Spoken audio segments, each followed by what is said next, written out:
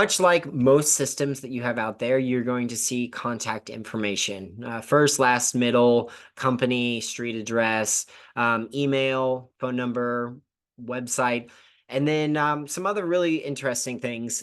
Category is a ABCD. It's used by some real estate agents. I like to say your A categories are the people you would buy a fruit basket for during Christmas time. And maybe a D category is a friend of a friend of a person who once heard of a person, and that's your D contacts.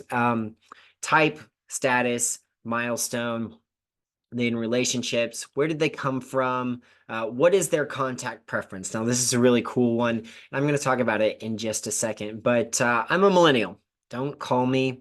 My contact preference is probably going to be an SMS or an email. So now you can differentiate those things. You can also have tags, important dates. I'm going to show in just a second why this is such a revolutionary concept and why, truthfully, no other systems are really doing this the same way.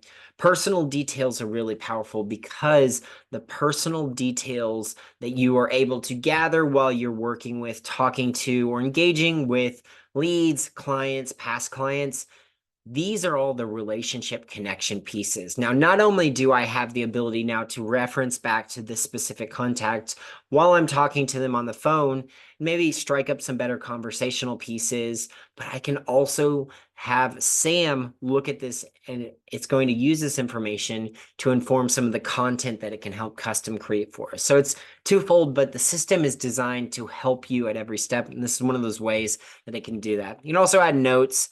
And this is the contact card. It's pretty straightforward, pretty simple.